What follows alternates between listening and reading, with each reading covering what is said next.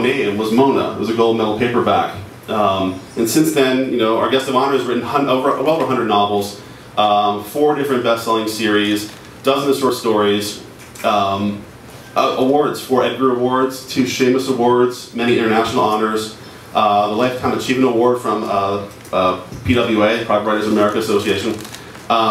What's amazing to me is that, you know, your career has spanned from gold medal paperbacks to ebooks. I mean, think about that for a minute. We have a whole shelf back there, the old vintage paperbacks, you know, some gold medals in there. Back then, it struck me that, you know, gold medals were looked down upon, or those vintage paperbacks were looked down upon after, you know, hardcovers were books, real books. Paperbacks were considered, that's junk, it's trash. And today, you know, it's sort of similar, where ebooks are considered, you know, ephemeral and kind of not real books. And your career spanned, you know, both those sort of weird revolutions, it seems. And that's pretty remarkable. Right, I've been writing not real books for You know that, please.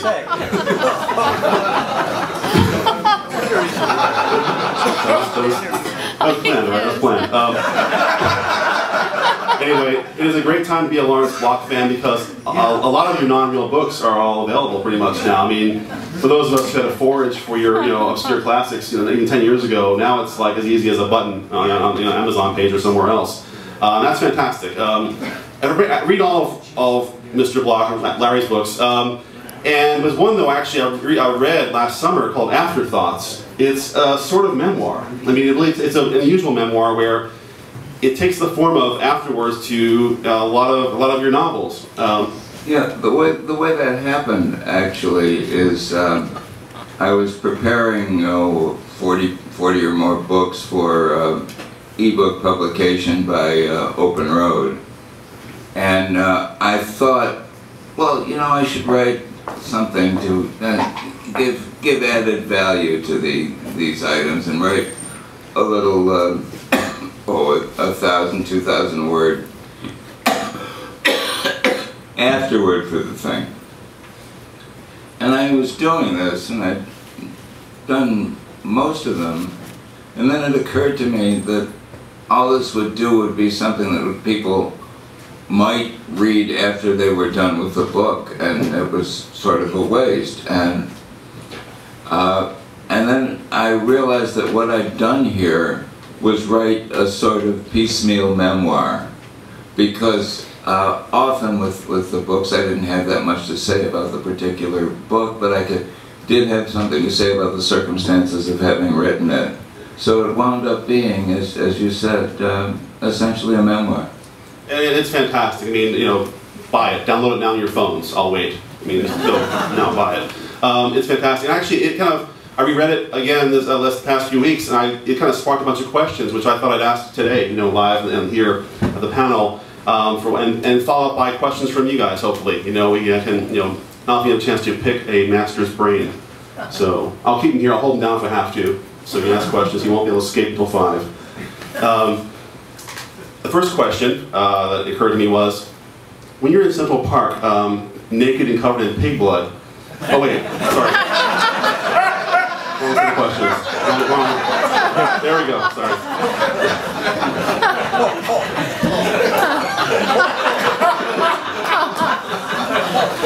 Okay. That wasn't one of my pen names. You started out reading the slush pile at Scott Meredith, correct? That was one of your earliest jobs. And you commented in Afterthoughts that reading a lot of bad writing was beneficial to you as a writer. Why was that? Oh, it's much more educational to read work that is not really acceptable, because you see what's wrong with it. And one can learn a lot that way, and I was deluged with this. In order to fulfill a quota there, I had to read and report on the equivalent of, I don't know, 8 or 10 short stories a day, or however many novels, but and there were incentives to exceed one's quota. So it was a lot of reading and a lot of typing, because everyone had to receive what they'd essentially paid for, which was a page and a half of closely typed explanation of what was wrong with their story. It wasn't really what was wrong with it that we wrote, because you know, we were under instructions to explain why the plot didn't work, and there were fundamental flaws in it, and that couldn't be revised, and this is the plot skeleton of what works and doesn't work in the story. Da-da-da-da-da-da. And throughout we were encouraged to say nice things about the person's writing. So the story might clearly be the product of someone who could not write his name in the dirt with a stick. But you couldn't say that. But anyway, reading the stories, you saw what was wrong. And that's much better. It's, you know, reading the work of masters is a good way to spend an evening, but it's not necessarily that instructive, because you can't see what somebody did right. If you can see it, he didn't do it right, you know. So it was a great job in that respect. And you were in college, correct? You were 18, 19 years old? I had been in college for 2 years, and when I got this job, I dropped out because I wanted to keep it. And I kept it for a year, and then that was enough, and I went back. Right. And one thing in reading Afterthoughts was just, you know, New York in the late 50s and early 60s. I mean, to me, looking back through your eyes, a wonderland, gritty wonderland, but still a wonderland. Like, I kind of want to, you know, time travel there and work. Am I wrong? Was that not a wonderland? Is it false nostalgia? Or is it really great? Well, I was 19 years old. Any place would have been a wonderland. No, that's a lot of how nostalgia works, you know. True.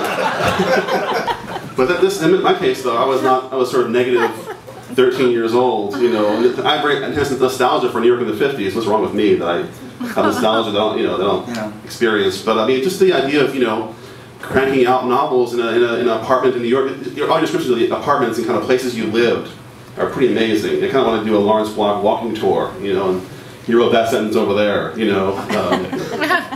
You ever do that? Actually walk around and kind of think about places you've been? You dwell on that at all, or not?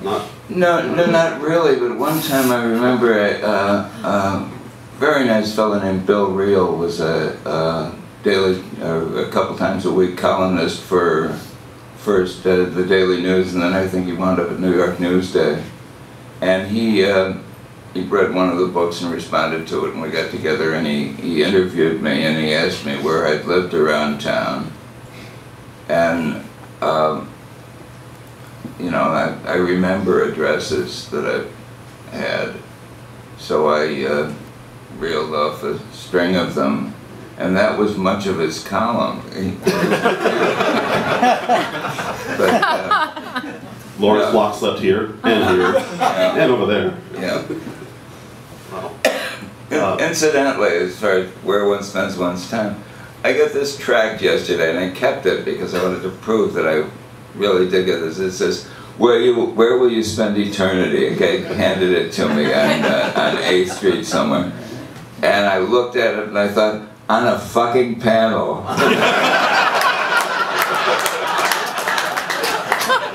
Moving right along then.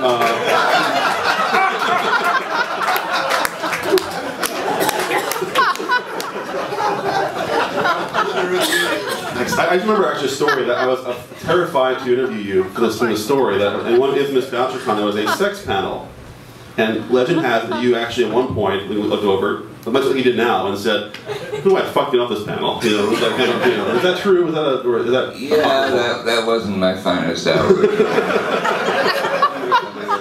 Yes. I'm all about the warmth here.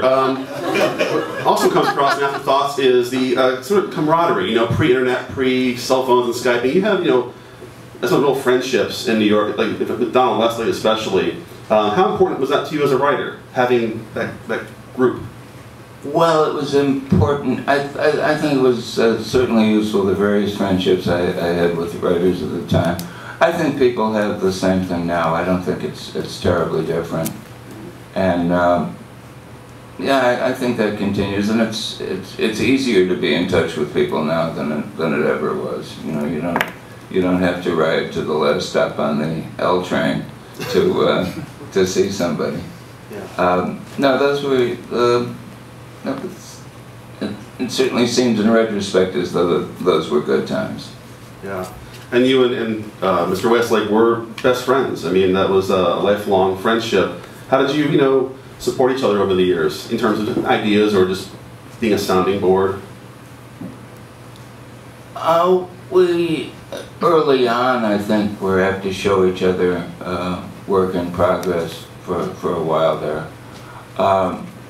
But less so over time. But we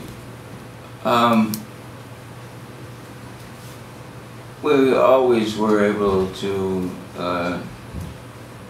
have conversations that neither of us could have had with anyone else, I suspect. So that was useful. Yeah, yeah. And I also remember hearing about it more than reading about it in Afterthoughts is the infamous poker nights that went on for a long time. And again, sort of false nostalgia probably, but to be a fly on the wall during one of those nights when I heard you guys took shifts as a typewriter, would sort of. I think a fly on the wall at our poker game would have voluntarily ingested DDT.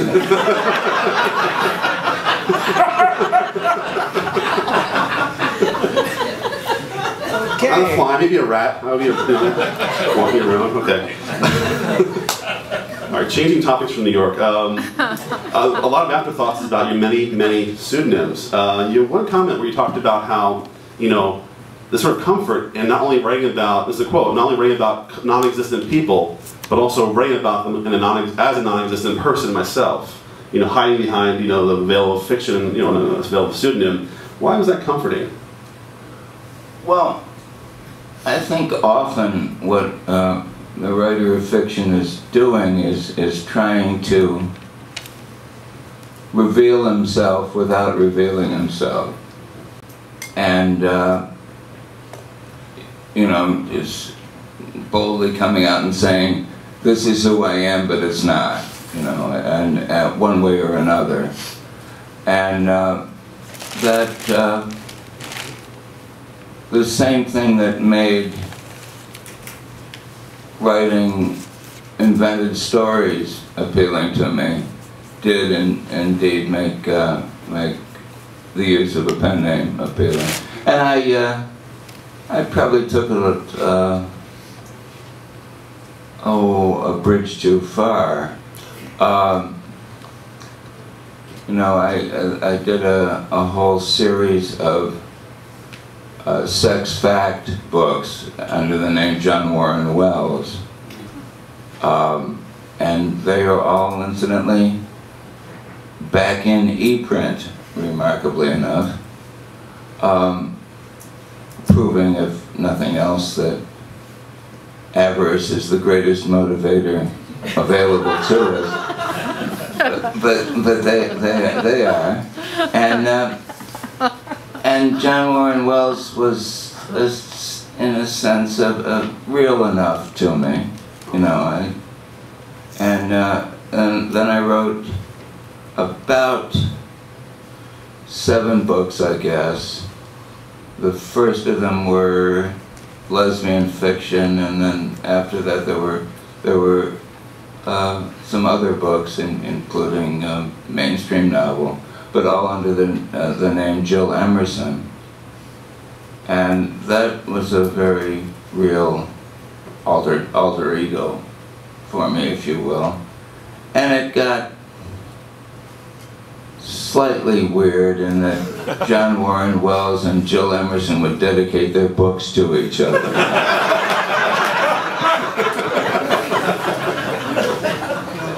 And I'll leave the implications of this to the psychoanalytical community. That's enough.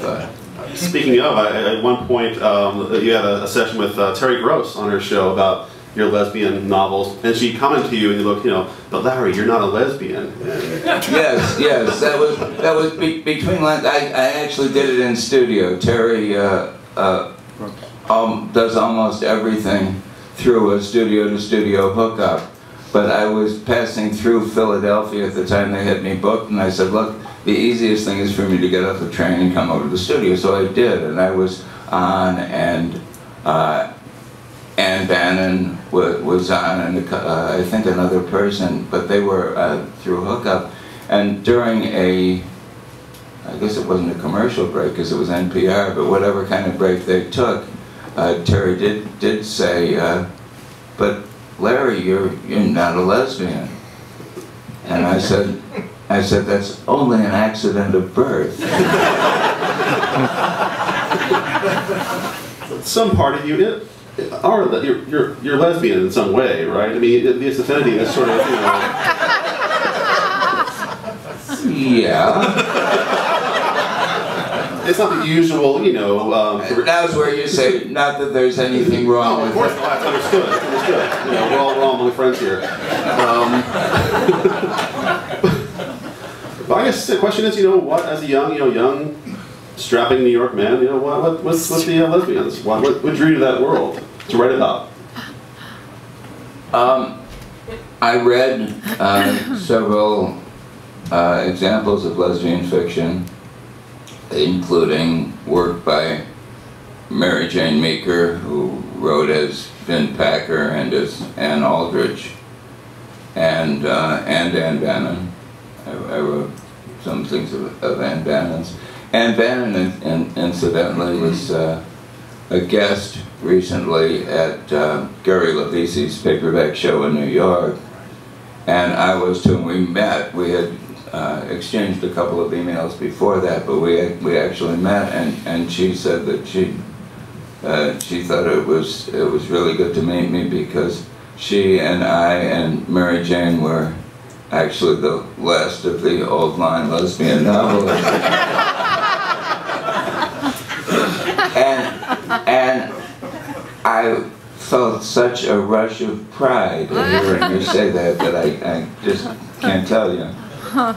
Anyway, I read the books, and I had an immediate sense that this was something I could do. And I identified and responded. I have no idea why, and don't too much care at this point. But the first book that I wrote was indeed a book called Stranger the Ways of Love. That was not my title. That Crest published, and it was a novel of a young woman's wrestling with her questions of sexual identity. And I had been wanting, this would have been in,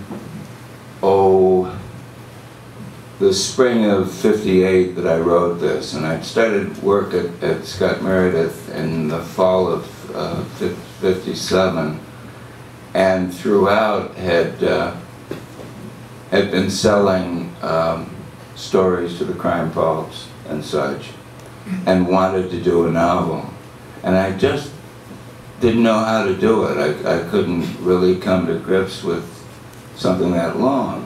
You know, and my early stories were very short, and getting a story to be more than about 2,500 words long was difficult for me. The writing itself wasn't. I always had a smooth and readable style. That was a gift, you know. But as far as constructing a story and having enough substance there to carry it, that was something I had to develop. And in this instance, I just realized what the book would be and who would be in it and so on, and it was relatively easy to write. It only took a couple of weeks.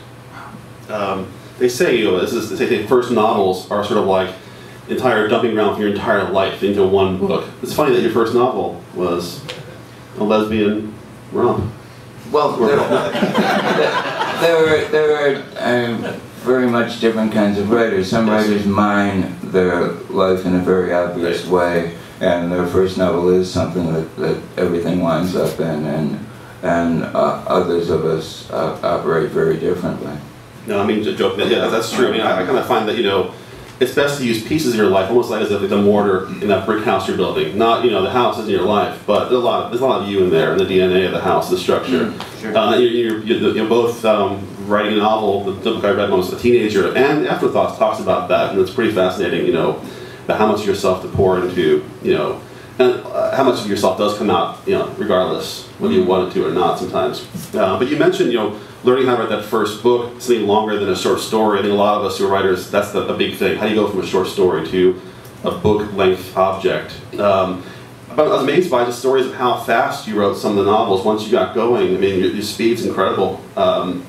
I almost can't believe it. I believe you. You're a trust world. You're actually you lie for a living. But I do believe in the Afterthoughts that. But I mean, some novels 4 days.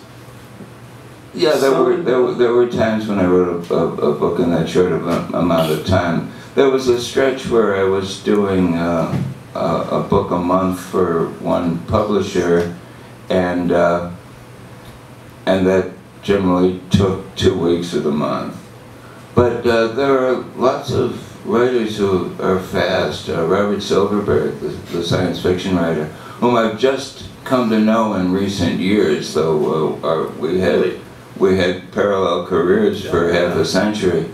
But I remember when I first knew of Bob, and he was doing 3 novels a month, plus the equivalent of a novel in short fiction, because he would write 50,000 words a month for, I think, Amazing Science Fiction, something like that.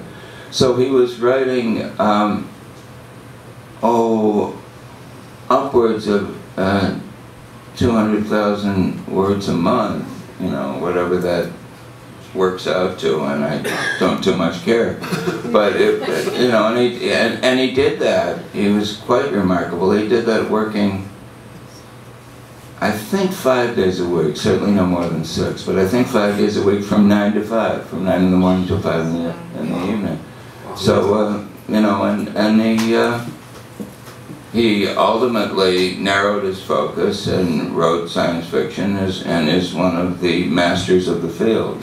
So yeah, I mean, I almost want to scoff at writers who complain about 1 book a year. Oh my God, my goodness, 1 book! I can't do a book a year. That's way too much. But I mean, reading Afterthoughts, you were cranking out books monthly, obviously, and different kinds of books too. Like I'm kind of curious how you could kind of jump from one entirely different story to another, spy stories to private eye stories, and you kind of did jump around a lot. Did you follow your own, what was selling, or your own interests and whims as far as what you chose to write about next?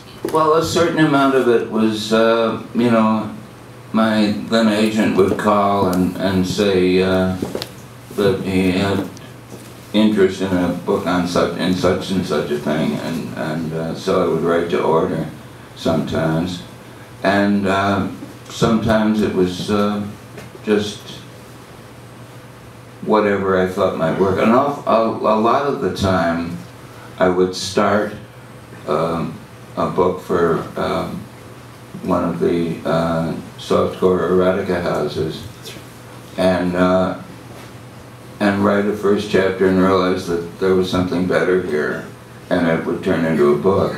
Mona, which is since had its original title of Grifter's Game Restored, started that way. I wrote a first chapter and I looked at it and I thought this might do better than that, and it became the first book under my own name. A great story in Afterthoughts about an editor calling you, or an agent calling you, saying that a publisher wants a book about Fidel Castro. I mean, that's a great. That was wonderful. There was a fellow at Monarch Books named Charles Heckelman. I think he wrote westerns and edited them at one point, but he wound up being the general editor at Monarch, which was maybe a third-rate paperback house, though he aspired, I think, to. And he was. I never met him, and I'm always been grateful for that. but he was a real publishing sub-genius. He commissioned books. He had Don Westlake write a biography of Elizabeth Taylor. This would have been in maybe 1961, I think. And of course, it was a cut and paste job. To, you know, when your budget is $1,500 for a fucking book, you're not going to jump on a plane and go interview the woman.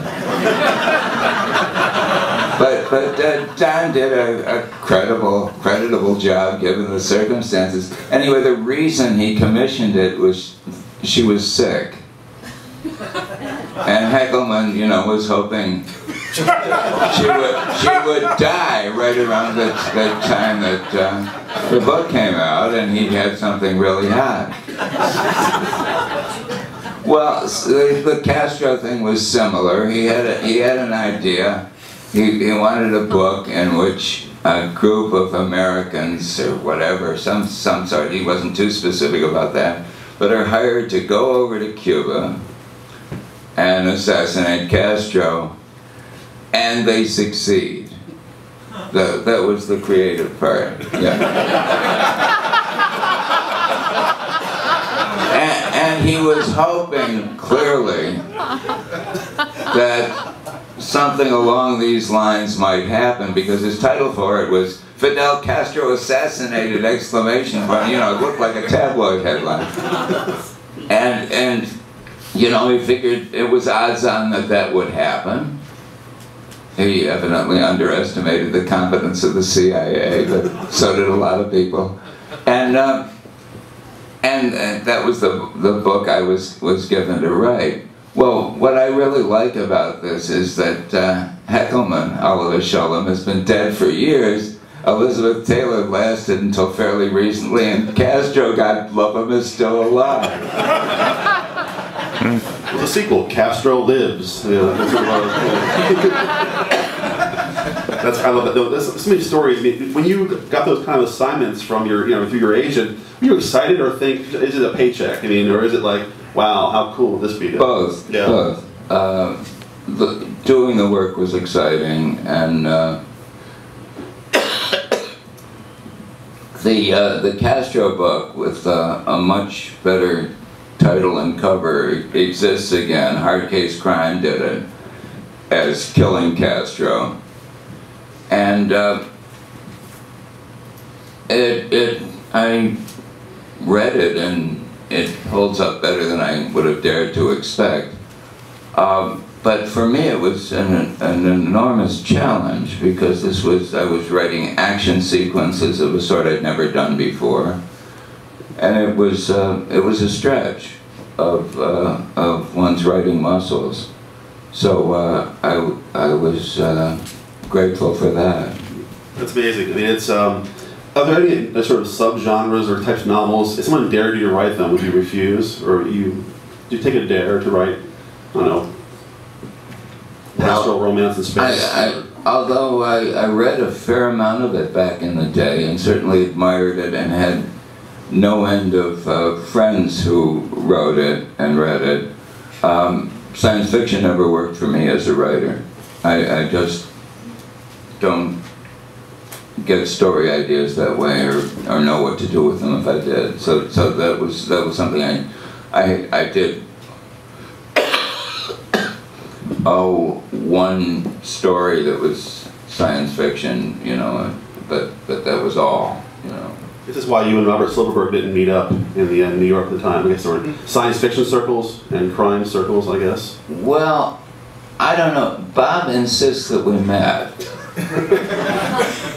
And because he said he knows that I was there at some sort of club. I forget what the name of it was. And I'm sure that we didn't meet. A, I would recall it if we did, and B, I'd never been to the club that he mentioned. But we saw each other in passing once in an office one time. But no, it's just it's surprising really that we didn't, because we had a lot of friends in common. Yeah. One thing you did have in common, of course, was the we called that back then sex novels. It was considered softcore porn novels. Yeah. And you've been very, recently over the years come out of the sex novel closet about, books have been reprinted. Hard Cases, done quite a few of them. Ebook now, there's a lot of them. Has your mind changed over the years about owning up to them and embracing them as part of your work? Yeah. Part of it was, well, once again, don't sell ever as short. The upside of putting the books back